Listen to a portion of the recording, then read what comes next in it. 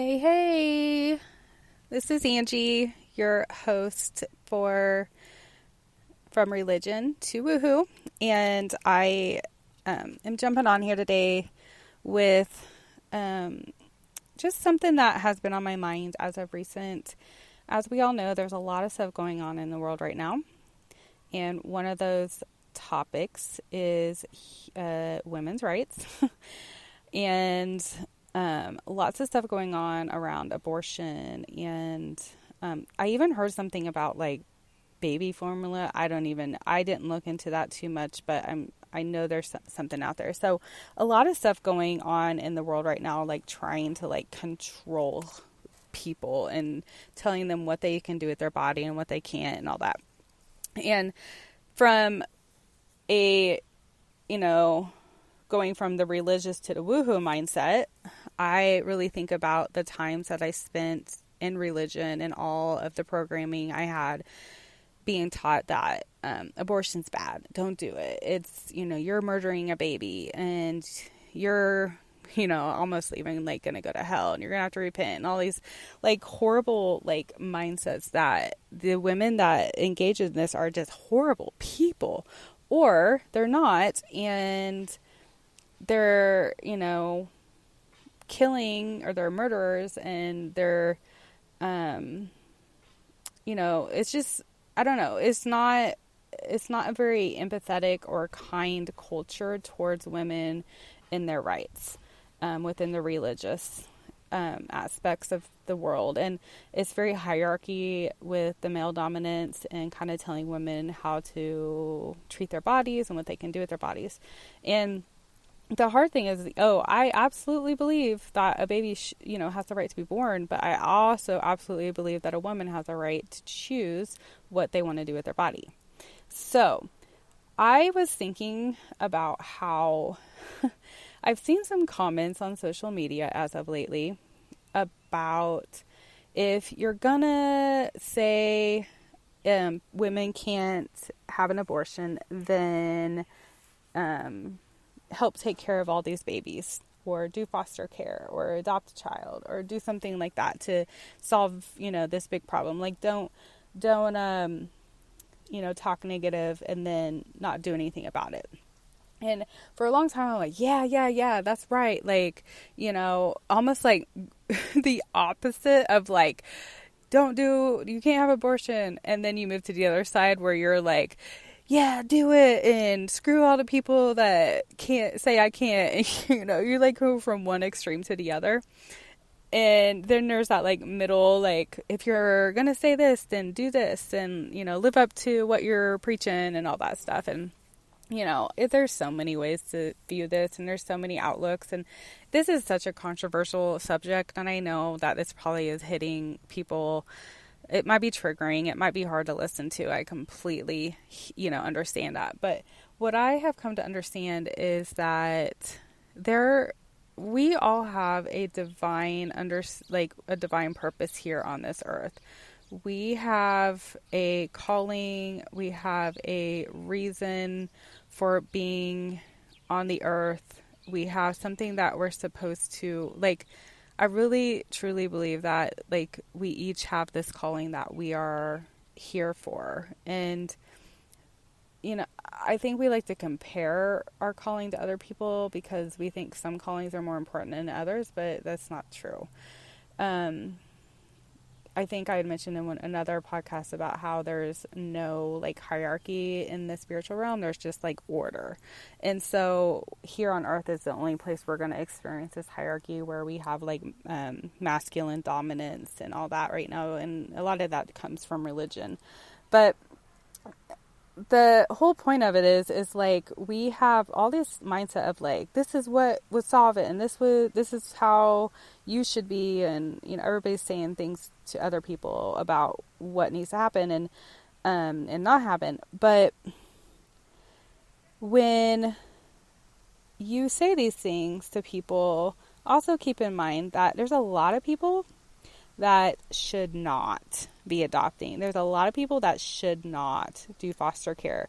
There's a lot of people that should not help because these children that are born into families that are either abusive or maybe have a drug addicted parent or are not getting their needs met, neglect or whatever, and they're needing to be placed in someone else's loving care and kindness. These children are coming from trauma and the need to have a lot of empathy and a lot of love. And I personally have done foster care, and I felt called to it shortly after my hysterectomy that I had to have. And I think that was 2017, 2018. And it was a really traumatic event for me, having to give up the ability to have children, knowing I would never have children. And so before that, prior, I was like, I will never do foster care. Like, working in mental health, I know how hard it is. Like, that was not anything I wanted to do. But then I had my hysterectomy, and suddenly, like, everything changed. And I was like, actually I do want to.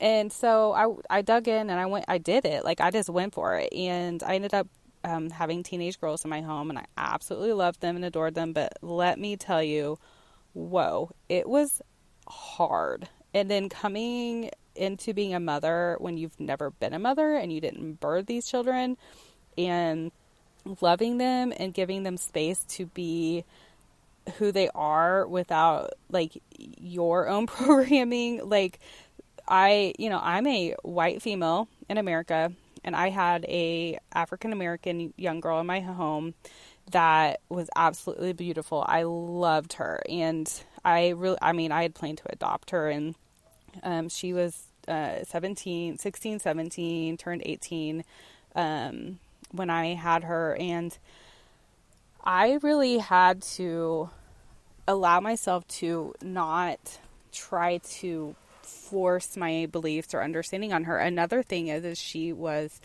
a lesbian. I mean, she openly shared that with me, and I had come out of this religious mindset where I'm told, well, this is wrong, and so it really helped me almost to come into this divine love and acceptance of allowing another human to live their life the way they need to, and to learn the lessons they need to learn.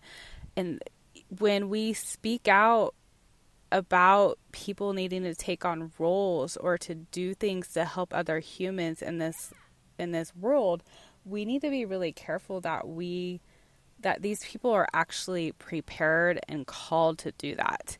Because if you're not really truly called to be of service in a certain area, and you like feel guilt or shame, or like you have to fulfill this role just because you are like empathetic, or you just have this desire, or somebody told you that you have to, or whatever way it is, that is going to cause more harm than help.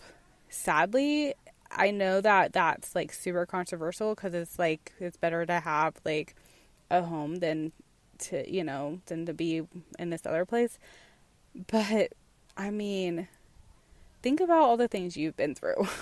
I know for me, I didn't grow up in foster care, but I didn't grow up in a very good home either. I lived in an abusive home up until I was 16, and then I had a very absent parents after that. And so I think about like the calling of being a parent, the calling of being a foster parent, that calling in your life, and pushing a calling onto somebody because you want to guilt them into it or shame them into it is really just going completely to the other side, where you're now you're speaking out exactly what you're wanting to leave. Like, if you're coming from the religious side where you're programmed to be like hateful towards something, and then you go to the other side and you start spewing all this other stuff out back towards them, you're just doing the same thing over. And of course, if we all were aligned with our own divine purpose and calling, then everything would be fine. But the whole purpose of the human life is to live it learning love. And to learn love, we all have these things that we go through. It's almost like we choose before we come to earth to have these experiences. And I don't necessarily know that all of the experiences we have are like by choice, but we do have, I mean, earth is a low vibration compared to the spiritual world. And there's not any way to get out of these things. Like, it just is what the human experience is. And so I don't know. I just felt really, something in my spirit was just like wanting to teach the balance of helping people to work on being in their own divine calling without forcing people to do something out of guilt and shame just because you think that it needs to happen that way. And coming from religion, that's exactly how religion works, is because somebody believes something and then they taught something that everybody else needed to believe that way. And then, then all of a sudden we have this line of congregations that all believe these things, and anything outside of that is wrong. And then you shame people, and then you guilt people, and then you force people to believe or not believe, and it's just a cycle. So when you're moving away from religion into woohoo, be careful to not just take on another form of programming and start to let that come out of you. Allow your intuition and your spirit to guide. Use meditation, use energy healing, use mindfulness. Do all that to really get in touch with your intuitive side, your spirit side, your higher consciousness, and allow it to lead you in how to speak up about these things going on in the world. Because yes, you do need to share the truth that you were supposed to come and share, but be careful about sharing it in love, because that's the whole purpose of moving away from religion, is to live in love. And so I just wanted to share that with you guys today. I hope none of that was like horrible to say or didn't trigger you or anything. I'm sure it did, and I'm not going to say it probably didn't, because some of the stuff I said just triggered myself. But thank you all for tuning in, and I just want to thank all the people that have been listening and allowing me to speak through my spirit and my intuition, and I just hope that what you hear in your spirit, what is supposed to resonate, that it comes and soaks in, and what's not just falls away. I never want to force anybody to believe what I believe or think the way I think, because that's exactly what we're all trying to move away from. So I just want to thank you for the support and for listening and tuning in, because it really does mean a lot to me. And please share the podcast with other people, as I am trying to grow and learn how to do this. It's kind of hard, but I'll get there one baby step at a time. And also, I wanted to let you know that I do have a free event coming up on the 26th at 6 p.m. Central Time.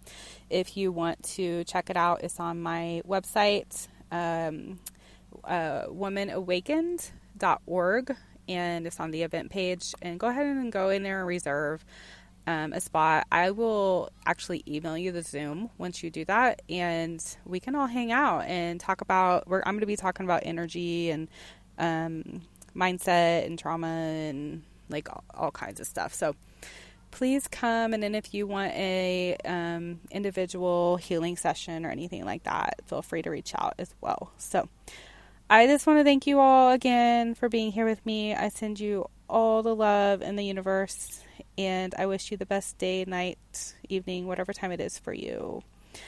And I will talk to you next time. Namaste.